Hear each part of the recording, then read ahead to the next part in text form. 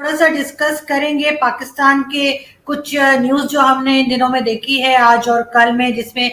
शेख रशीद साहब की स्टेटमेंट है जिसमें उन्होंने कहा है कि जी वो हम ऐसे बॉम्ब्स बनाए हैं हमने जिससे जब हम इंडिया को हिट करेंगे तो वो सिर्फ हिंदू आबादी को ही उसमें जो है नुकसान होगा, वही मारे जाएंगे और मुस्लिम्स को कुछ नहीं होगा। इस तरह की कहना चाहिए एक गैर जिम्मेदाराना किस्म की, नॉन सीरियस किस्म की स्टेटमेंट है उनकी। हमारे एक बड़े ही रंगीले किस्म के मिनिस्टर हैं शेख रशीद साहब, उल्टे सीधे बयान देने में उनका मुकाबला कोई कर नहीं सकता है। और अभी उन्होंने एक बड़ा इनसेंसिटिव किस्म की स्टेटमेंट दी कि जी हमने ऐसा एटम बम बनाया। पहले तो खैर वो पाव के बम बना रहे थे, वहां तक भी लोग हंस रहे थे और उनका मजाक ही बना रहे थे कि पाव के बम हैं और ये है। और अब उन्होंने एक नया शोशा छोड़ा है और वो ये कि वो कहते हैं कि जी हमने ऐसे बम बनाए हैं कि जो सिर्फ हिंदूज को हिट करेंगे इंडिया में और मुस्लिम्स को छोड़ देंगे, मुस्लिम्स को कोई नुकसान नहीं होगा। जो कि एक बड़ा ही कहना चाहिए कि उनको शर्म आनी चाहिए ऐसी बात करते हुए कि किस किस्म के लोग हैं। क्या मतलब अगर कोई मुस्लिम नहीं है तो क्या वो इंसान नहीं है कि आप उनको जाके बम मार देंगे, एटम बम मार देंगे और आप कहेंगे जी मुस्लिम्स जो है उनको छोड़ के बाकी सबको। और उसके ऊपर बहुत दफा ऐसा मैंने देखा कि हमारे कई पैनलिस्ट गए हैं और उन्होंने कहा कि जी नरेंद्र मोदी जी ने भी कहा है कि हमने दिवाली के लिए नहीं बनाया एटम बम, ठीक है, हमने भी हम भी अगर पाकिस्तान करेगा हम भी कर देंगे। लेकिन इनको मैं यहाँ पर एक जगह में शायद आप कहें कि गलत कह रही हूँ, लेकिन मैं सपोर्ट करूंगी कि उन्होंने किसी मजहब का नाम नहीं लिया। उन्होंने कहा कि अगर पाकिस्तान हमें हिट करेगा या पाकिस्तान नुकसान करेगा तो हम पाकिस्तान के ऊपर हम भी फेंक देंगे, हमने भी बना रखा है। उन्होंने ये नहीं कहा कि हम मुसलमानों को मार देंगे, हिंदुओं को छोड़ देंगे। तो शेख रशीद के इस तरह की नॉन सीरियस स्टेटमेंट को आप किस तरह से देखते हैं? बिल्कुल आरजू, उनकी स्टेटमेंट्स मुख्तलिफ टाइम पे इस तरह की स्टेटमेंट्स उनकी तरफ से आती रहती हैं जो इररिस्पॉन्सिबल भी होती है और मेरे ख्याल से एक जिसे कहते हैं ना मतलब not more than a joker, मेरे ख्याल में मैं यही कहूंगा उनको, और कुछ भी नहीं है।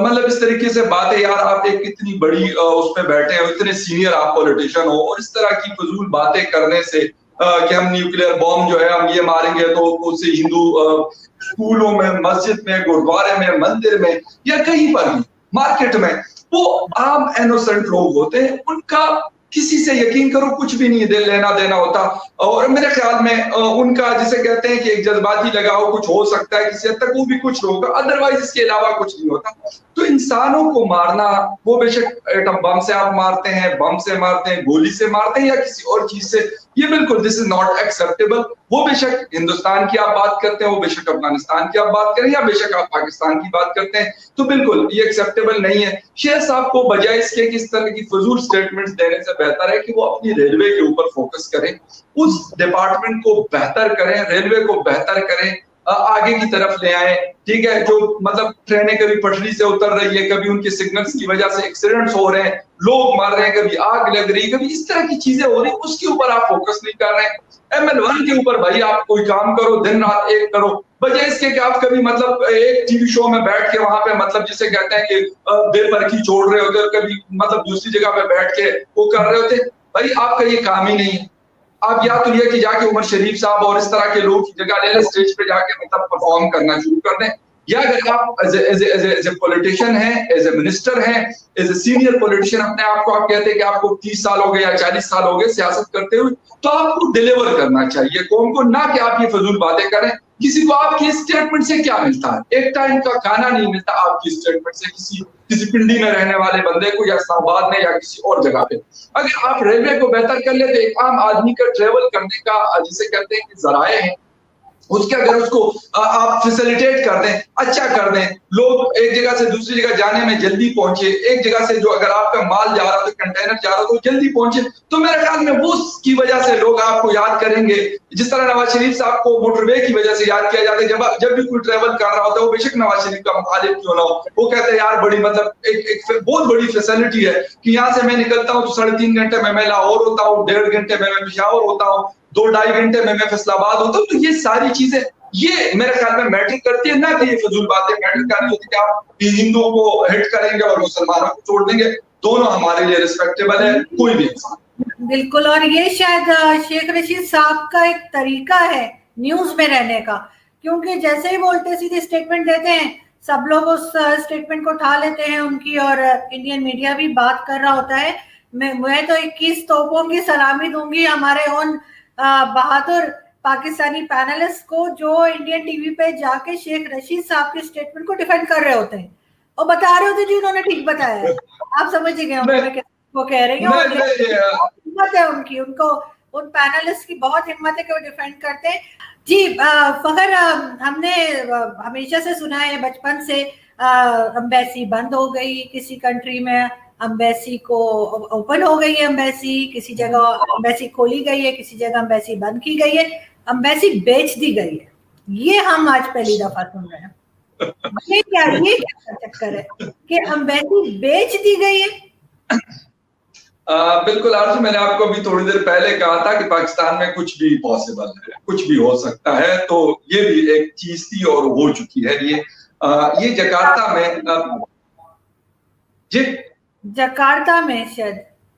ये नहीं, बिल्कुल जकार्ता इंडोनेशिया का जो कैपिटल है, वहां पे पाकिस्तान की एम्बेसी की बिल्डिंग थी और इसको $1.3 मिलियन यानी $13,20,000 में इसको बेचा गया था। और जिन साहब ने बेचा है उनका नाम है मेजर जनरल मुस्तफा नवाज हुसैन साहब। इन्होंने इसको बेचा है और माशाल्लाह से, मतलब बाकी करप्शन का तो हमने सुना था पाकिस्तान में होती रहती है, ऐसी कोई बात नहीं है, हर कोई कर रहा होता है। मैं इसमें कोई वो नहीं करता कि सेवल वाले नहीं करते और कोई जो जनरल्स होते हैं वो करते हैं, सब करते हैं, जिसका हाथ जिस तरह लगता है वो कर रहा होता है। हम चलते हैं फकर दूसरे टॉपिक की तरफ, और आप जैसे जानते ही हैं कि अगर हमारे कोई रिश्तेदार आ जाते हैं जबरदस्ती में, हम उन्हें नहीं घर में रखना चाह रहे होते हैं मगर वो फिर भी आ जाते हैं, जी हमें एम्बेसी में काम था, हमें ये था वो था, तो उन्हें एयरपोर्ट लेने कोई नहीं जाता, वो खुद ही अपनी टैक्सी वैक्सी पकड़ के, मगर वो फिर भी जाते हैं। तो कुछ ये देसी, मतलब हम लोग जो हैं, हम हो गए, इंडिया हो गया, यहाँ पे वो एक मूवी भी बड़ी अच्छी बनी थी, आदत थी तुम कब जाओगे, तो वो बड़ी जबरदस्त फिल्म थी परेश रावल जी की, परेश रावल साहब की देखी, बिल्कुल, अजय देवगन भी थे उसमें। तो कुछ उस तरह का रवैया हम जो है ना इंडिया पाकिस्तान वालों का रहता है अपने अनवांटेड मेहमानों के साथ। कुछ इसी तरह का रवैया हमने देखा जब शाह महमूद कुरैशी साहब चाइना विजिट पे गए, उनको लेने कोई नहीं आया, उनको किसी ने लिफ्ट नहीं कराई, क्या कहेंगे आप?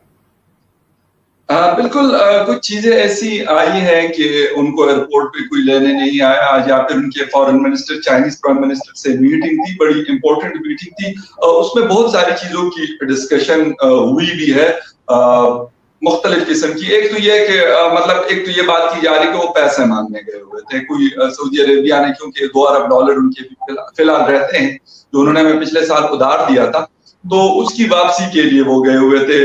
बिल्कुल ये चीज हो सकती है, काफी मतलब ये बात है। लेकिन इसके अलावा आरजू और बहुत सारी चीजें, जिस तरह हमने अभी पहले सेगमेंट में बात की FATF के हवाले से, उस हवाले से भी डिस्कशन हुई। फिर हिंदुस्तान और चाइना के दरमियान जो क्लैश चल रहा है पिछले 2-3 महीनों से आपस में, उनके उस पे भी बात हुई। फिर हिंदुस्तान कोशिश कर रहा है कि अमेरिका को मतलब कुछ स्पेस दे दे यहाँ पर इस रीजन के अंदर, क्योंकि अफगानिस्तान में ऑलरेडी वो बैठा हुआ है, लेकिन अफगानिस्तान एक मतलब स्टेबल मुल्क नहीं है, हिंदुस्तान एक स्टेबल मुल्क है, एक बहुत बड़ी इकोनॉमी है, बड़ी फौज है उनके पास। तो उस चीज के ऊपर भी, क्योंकि खुदा न खास्ता अगर इस रीजन में चाइना हिंदुस्तान के बीच में कोई क्लैश होता है तो उसका नुकसान, मैं मतलब इंडियन चैनल्स में भी ये बात कर चुका हूँ, आपके प्रोग्राम में भी काफी दफा ये बात कर चुका हूँ कि नुकसान यहाँ के लोगों का होना है। तो इन सारी चीजों के ऊपर उनकी डिस्कशन हुई है। दूसरा कश्मीर इशू है, एक हमारा जिसे कहते हैं कि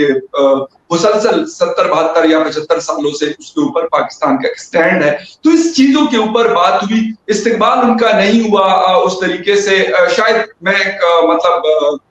ये भी कर दूं कि कोरोना की वजह से भी शायद वो चीज नहीं थी जिस तरीके से होती है। लेकिन आपकी वो वाली बात भी कि भाई जब आप पैसे मांगने जाते हो और मतलब बार बार यही चीज कर रहे होते हो, तो आपकी वो एक रिस्पेक्ट का जो लेवल होता है वो नहीं रहता, इसमें कोई शक नहीं है। क्योंकि हमें, जब तक हम अपने पांव पे खड़े होने की कोशिश नहीं करेंगे, चाइना बिल्कुल हमारा दोस्त होगा, हमारे उनके साथ स्ट्रेटेजिक